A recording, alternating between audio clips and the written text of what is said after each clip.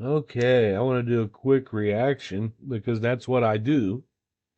I like to be a voice for Devin and Damon. People don't respect that. On the other side, they don't. They don't respect that much. And that's okay. I don't expect them to. I'm the same guy that if I see someone being hateful to a child out on the street, or I will stand up and say, "Hey, this is a kid." Even though my background and my offspring does not show the same thing. It's like Darlie Keys wasn't a nurse, was she? It doesn't show that. But I just want to do a little reaction here to Annie Oakley. For some reason, everybody knows that's Cathy Ramsey. And that's okay. I don't know why she's not really worried about people knowing who she is. I know who she is and where she lives because she told me. She called me before. She's not afraid really to put her name on it. But she likes to use the name Annie Oakley. So here's a little bit of an exchange on Rich Prater's channel, RJP. Just type in RJP Darlie, it'll come right up. Episode 72. He is the voice for innocence, and if you believe she's innocent, that's where you need to be. You can come over here though too. I'm not. But Rich speaks for her innocence on YouTube, and he has for about 5 years. Here's a little exchange between Cathy and I. I think so many hours after a neck surgery, they want to keep you in there. That's just the protocol. That's the protocol. Would you consider her, from what you know about her injuries, as an ICU patient? Would you consider for following protocols? Yes. Okay, because okay, she says that she would recognize her as an ICU patient, but the attending physicians, Dr. Alejandro Santos and Dr. Patrick Dillon, their testimony shows that she was not an ICU patient, and they even said so. They chose to put her in an ICU room because of, they were the hospital was filling up with police and media. She had been through a traumatic event in their eyes, no matter what. So Dr. Santos testified that he only put her in the ICU so she could rest. So the media, so nobody would bother her. Further away from the regular patient rooms where sometimes people can wander. But they testified that she was not an ICU patient. But Cathy, who, as far as I know, I've never heard her talk about being a nurse, but she does know some things medically. But these are two attending physicians. So Cathy doesn't agree with them so far. You want to, because it is a neck injury, you want to make sure that everything's good, that there's... Sure, they did do that. And if you read Dr. Santos's testimony about that, that's what they did. He was sure that the blood had stopped, and he simply wanted her to be able to relax. She didn't want people coming in and out of there. I mean, he didn't want people coming in and out. Just give her some time to relax. I believe his exact words were, due to the extenuating circumstance, I chose to place her in an empty ICU room. She was never an ICU patient. Now, if you tell Cathy this, what she'll say is, well, that hospital committed fraud. Them insurance company, no, if you put her in that room, no, the insurance company, that hospital committed fraud. That's what she'll tell you. Because I've confronted her with this before. I just didn't do it here on this. And I said, well, who's going to tell on the insurance company? Who's going to tell the insurance? He wanted to be sure that she could rest. He thought he was going to have a hysterical mother here soon. He was very concerned about whether or not she knew the boys were dead. He thought he was going to have a hysterical mother. And guess what? He did not get. Their testimony before Greg Davis ever talked to any of these medical people, they felt like she was not acting like a mother who had just lost their kids. Flat effect. That's before they met Greg Davis at the hotel, y'all. They keep saying, oh, they had this mock trial. No, they didn't. They consulted with their prospective witnesses. That's what you do. Do you think that the prosecution, or do you think in defense, let's say you could be a witness for a defense in a trial. Let's say your family member is charged with a fucked up crime, and you are called by their attorney as a character witness or something like that for your friend. You think they're just going to say, hey, we need you to, here's a piece of paper, we need you to be at a court at this day, this time, and that day, and that's it? You think that's what's going to happen? No. They're going to send you, first they're going to ask you if you want to testify. Then they're going to schedule a time for you to come in the office and talk to them. That way they're going to get an idea of how you're going to testify, and you can get an idea of how, from the lawyer, of how the court is going to run. So this whole thing with the mock trial, and they talk to the jury first, he talked to the nurses and at the hotel, that's a load of crap. That's normal. What do you think if you're a nurse and you go through this event, then a few months later you get a subpoena? Do you think that they're not going to say, hey, this is what we need you, you just need to testify to what you saw, what you felt? They're not going, now, here's this picture right here. There was one story where they said that Greg Davis made sure to gather them all together and show them the crime scene photos of how the boys were found. And if he did that, what's the problem? That's what happened. That's what they're going to sit on the stand and base their reputation on. And they discussed the injuries anyway. The medical staff knew the extent of the boy's injury. But anyways, a little more. Been a couple of days of healing. ICU. That's what he checked all that. It's in testimony. Well, there was a medical reason, not just, and he also probably felt. She says, first she goes, there's a medical reason, but she doesn't give a medical reason because there was none. There's no testimony that said that she needed to medically be placed in intensive care. None. She goes, well, there's a medical reason. Let's back this up a little bit, because I'm trying to catch, in case I ever get the chance and the opportunity to debate with Annie Oakley again. This is my research into how she does things, and I want other people to see it too. So I'm gonna run this back just a little bit. You could have isolated her to a private room. A private room. She would see them being chased off. In ICU, she wouldn't see any of it. Right? Would you agree with that? And also too, because medically, I think she still had her arterial line in, and something else where they didn't want to move her out. Something else. Listen to how vague she is. I think so many hours after a neck surgery, they want to keep you in there. That's just the protocol. See, right now, I know that I got her. She was stumbling. Protocol. Would you consider her, for what you know about her injuries, as an ICU patient? Would you consider for following protocols? Yes. That's why I asked her specifically that question. Do you consider her an ICU patient?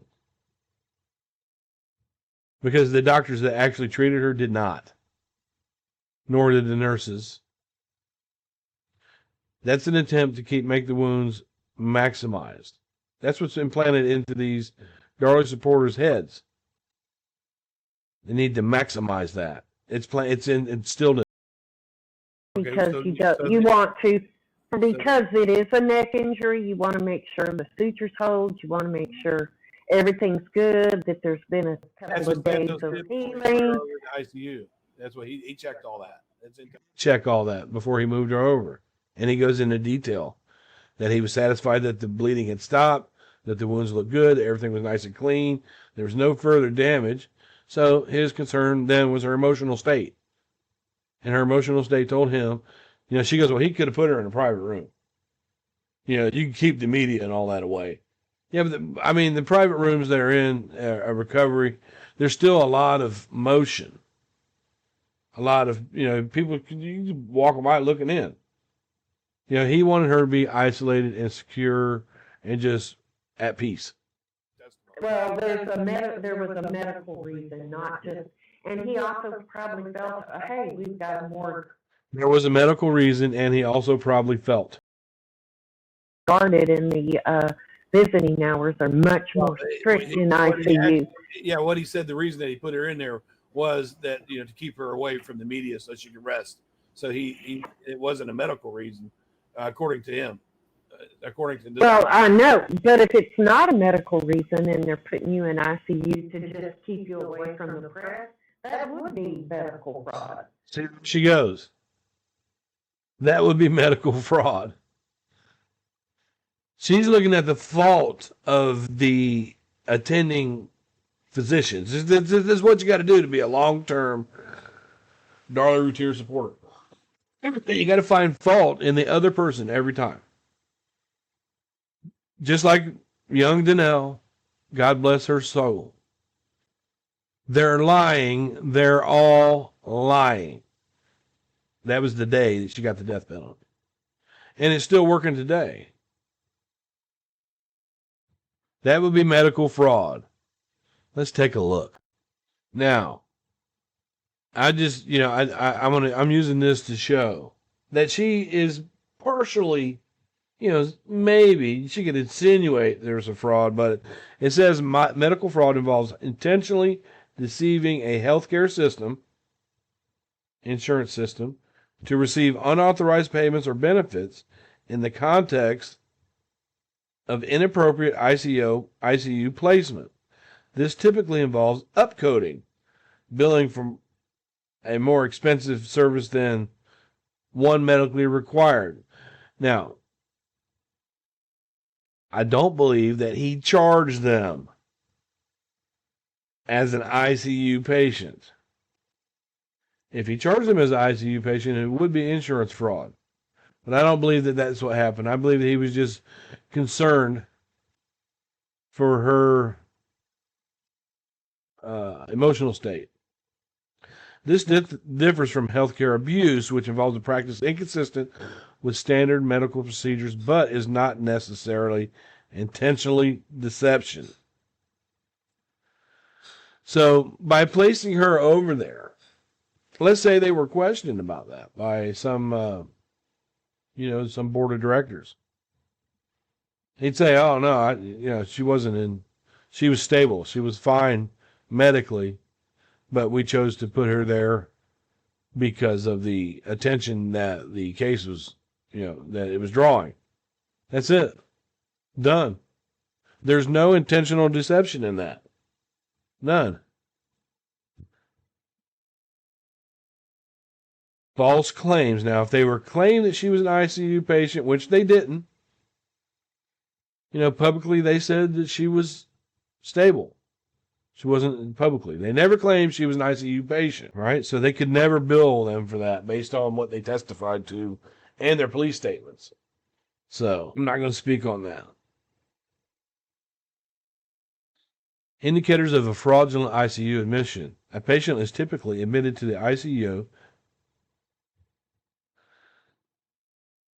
only if they are critically ill or at high risk for a life-threatening complication that requires constant intensive monitoring and advanced medical support. Some indicators of potentially or fraudulent or medically unnecessary ICU admission include admission without sufficient cause. Okay? He had a sufficient cause to put her further away to recover from her exploratory surgery. Put her further away due to the media hub and the police hub that was in there. So he had sufficient cause. Put her over there. So he had a cause, all right? And she had an extenuating circumstance, and that's what Dr. Santos referred to it as, per his reasoning, for putting her over in ICU. I mean, it was an extenuating circumstance. I'll just leave that there. They go through audits, subpoenas, and whistleblowers complaints. You know what that motherfucker, Dr. Santos, did?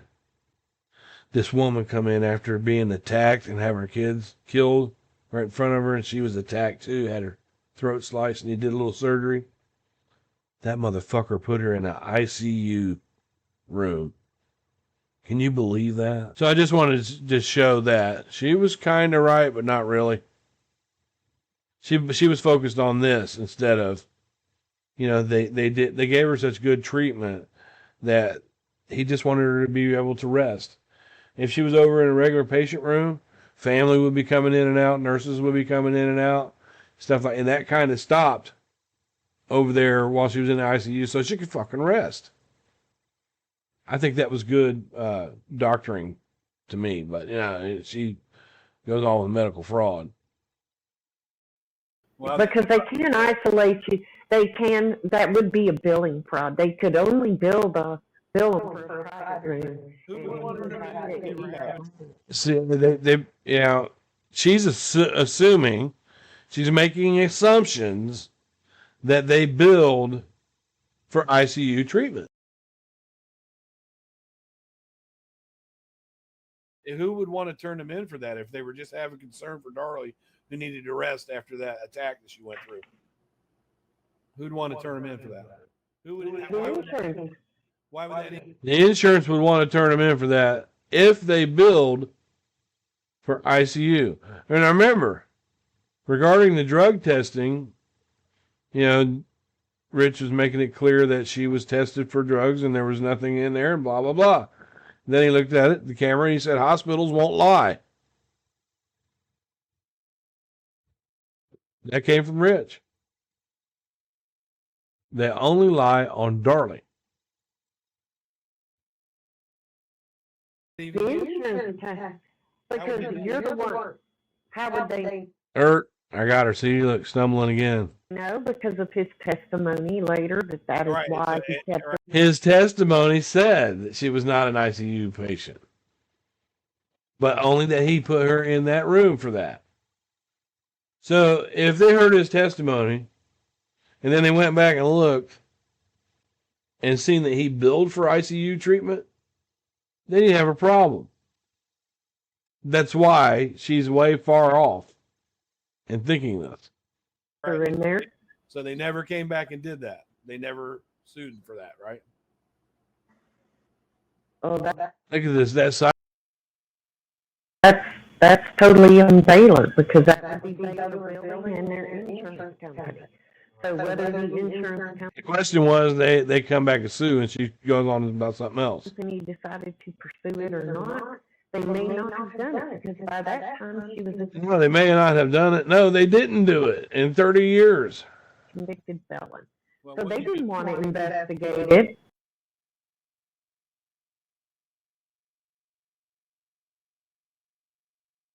They didn't want to. I would just be thankful that the doctor had enough wherewithal to have some compassion for Darlie to keep her out of where she's seeing cops chase media off, where she could get some rest. That was good on his part to have that much compassion. This is the same doctor, though, along with Patrick Dilwan, that said that he has seen mothers lose children before, and he has yet to have never seen one have such a flat effect. Both of those doctors said that. Rich kind of looks concerned. No offense, but he's like, oh shit, there goes Bryan. He looks concerned because I'm actually getting Cathy pretty good right now. Not intentionally. I'm just presenting the facts of the case in life. And earlier you were using this doctor to make your point. So I would say... Well, the flat effect is also emotional. She's jumped in and started yelling, and I'm like, okay. You can see what I'm thinking. I'm thinking, okay, here she goes again. And I don't mean this in a rude way. This is just the way she debates. And this doesn't rule what kind of person Cathy is or anything like it. This is the way she debates this case. When you check out, Bryan, if you've ever been, it's often described as autistic people, like they're not really there. And then she refers to something else. Cathy has a habit in debate. You see, I'm good at studying people, and I like to study people. I'm a people watcher. Cathy, in debates and even in the written debates on Facebook, you will say something about Darlie's case specifically, and she either knows someone that went through the same thing, or she refers to a different case, or she goes on to a different field. And that's what she's to a point where you have emotional overload. And I would think that anybody, I mean, I know I did when my father passed, and I knew it was coming. See, she's off to autism and another person. He had cancer. Right, I would agree that she had a bit of an emotional overload. So I brought it back. But when she got out of surgery, her overload must have went away when she asked Beijing to go into the house and collect her sex toys. Also, that's a very good point. You know, that's a very good point. And like 3 times I catch her in this. So, Richard Mosty, if you read, Rich is like, oh my fucking God. He's like, it makes me wonder if he's thinking, shut up, Cathy. This guy knows the case. The initial indictment, the true bill, if you read, they tried to keep that part of it out of the trial. Darlie was worried about keeping that any sexual thing out of the trial. They moved to have that done. I wonder why she would do that. What do you have? Because it's unnecessary information. Unnecessary information. I just wonder why she would be worried about that. The same as, Miss Jovel felt as it was happening. She was like, why are you worried about that? Just used to prejudice the jury because you have conservative people. There's even people that are conservative people. Now she's going to blame it on the people that heard the case. Right? And I'm confident right now. Object to what other people do in the privacy of their own bedrooms, whether they use sex toys or whether they... No. To them, missionary is the only way to go, and only if you're only trying to have children. You do not ever want to be judged on your sex, your religion, or your politics.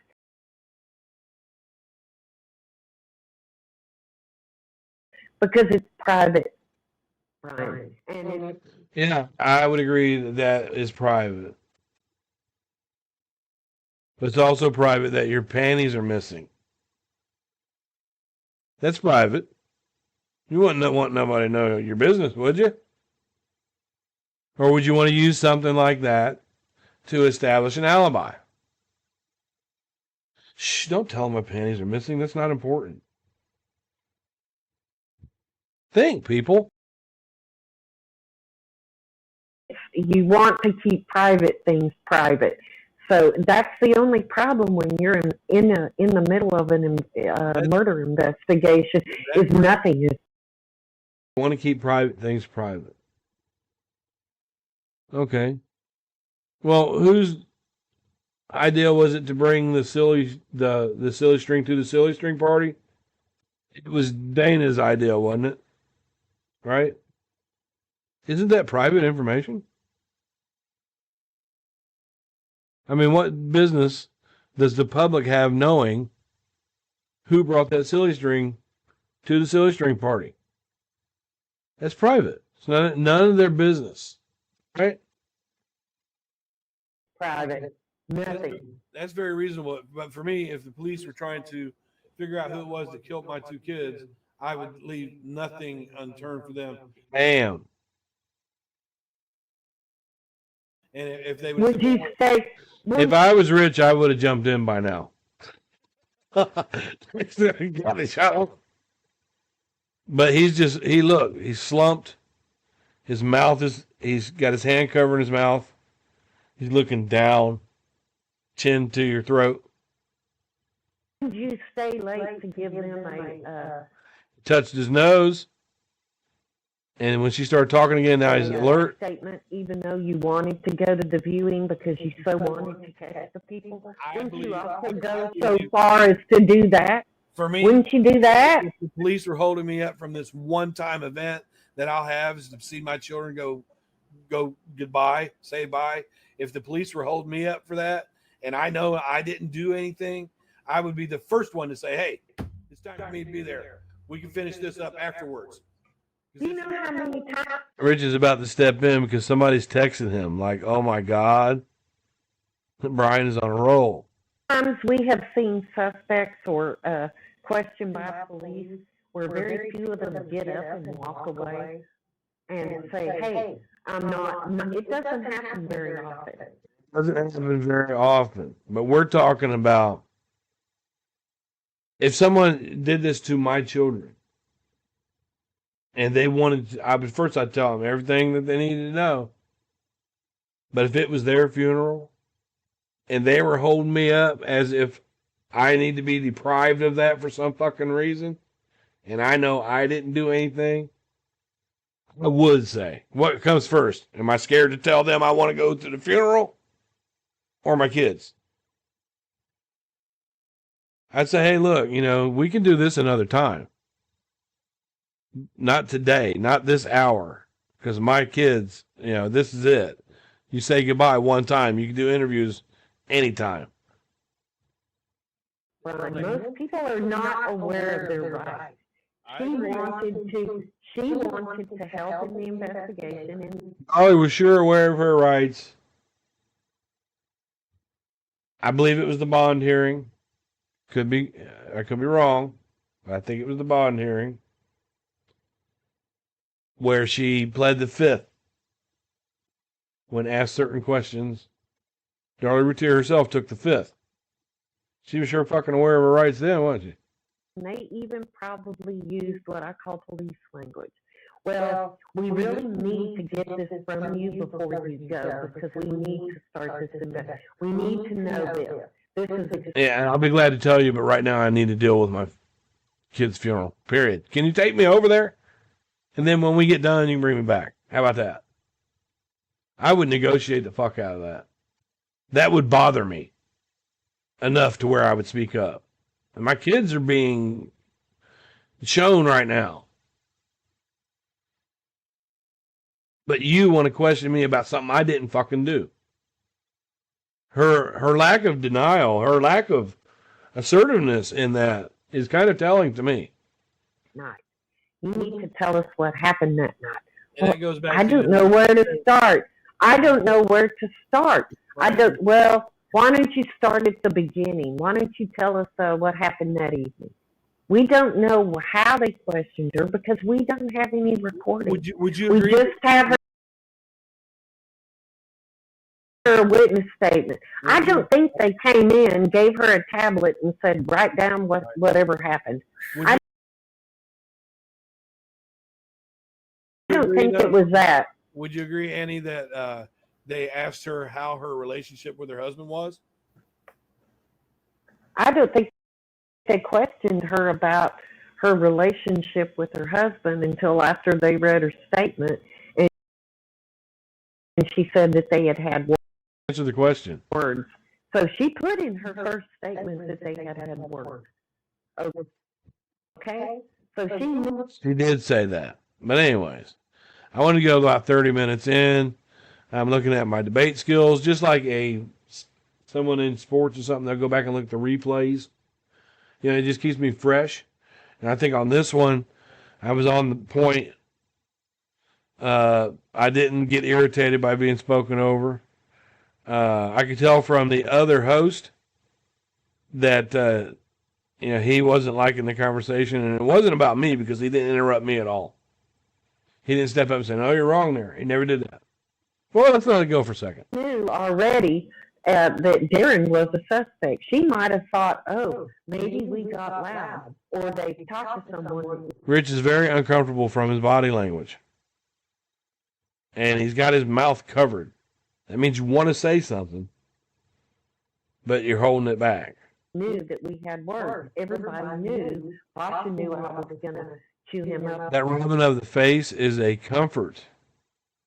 It's a self-comfort type of deal when you rub your face or your hands. So he's uncomfortable. And I think he's uncomfortable because they weren't expecting me to come up with these facts and being able to debunk and to be able to place logic and a common sense approach on this debate. I don't think they were expecting that. One in and down the other, I better tell everybody about it. But to tell you the truth, Brian, through the history of their marriage, they often fought with, well, I'm just going to get a divorce, or I'm just going to separate. But they were very immature. They had not fixed out the psychological rules as far as insulting each other and things like that. They fought like, yes, they fought immaturely. Rhoda told me that she wanted a divorce from him before the murders even happened. Now I'm giving you information that she saw it, Rich saw, the other panel host saw when I spoke with Cyrilda, and Cyrilda did tell me this.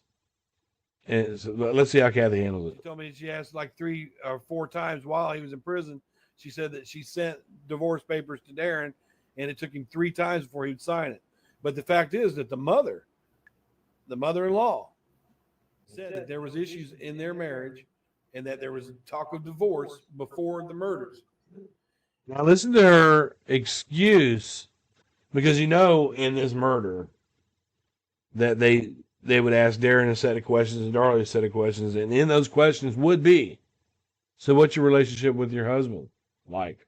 What's your relationship with your wife like? Neither one of them said, well, she's been trying to divorce me, because they know what it would look like. There was marital stress in that house leading up to and notwithstanding of talk of divorce at the time of these murders. That indicates a very significant stressor. There was. How come the police didn't know that? Because they did not want to make Darren into a suspect. Bam. See, the truth is always between the lines, because they did not want to make Darren look like a suspect. You notice that she made sure to say Darren. She didn't say because they did not want to make Darlie look like a suspect. They didn't want either one of them to look like a fucking suspect. They didn't. Yeah, they didn't want Darren to look guilty, and I can't believe she's answering like this. They omitted things from the police because they didn't want Darren to look guilty. Yeah, even my phone was like, "What the fuck?" You don't want to air. Why? Because no one likes to air their dirty laundry out in the public forum. That's why they never told of marital stress. They didn't want to air it out into public forum.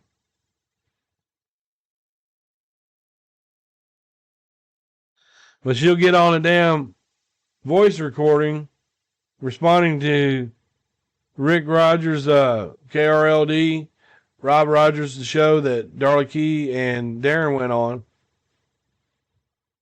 And she'll say, I know what happened in that house. Boy, especially in the case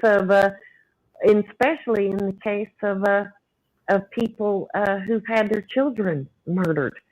They don't want to bring out all their dirty laundry.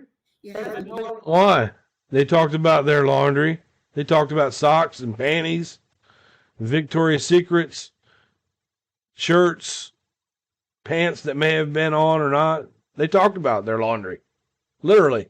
Because they've already have to be honest about everything, because if you're not, and that gets found out later on, it looks worse. Now, Rich finally said something. I just wanted to go through a few minutes of that. That's all. That's just me studying the debate. And I'm taking a look at this debate. And I want to see who, I think that equally, I don't know. I think we made a better point than they did. You got to look at the body language and the speaking of the. Now Look, she won't let Rich speak. That's got to be frustrating. That is the look of frustration right there. Look at the Memphis 5 after the. And that where he just claps his hands back together and put his chin on it, that's defeat. She defeated him. At least one of the stepfathers became under great scrutiny, Facebook and other crime places. I think his name was. See, there she goes on about another one. They went after him. You know, maybe he did have something to do with it. Maybe he didn't. See, she's going on. Anyways, I can do this all day long. There's just a little bit of it. Peace and chicken grease, y'all. Tell me what you think. Comment below. Hit that like button.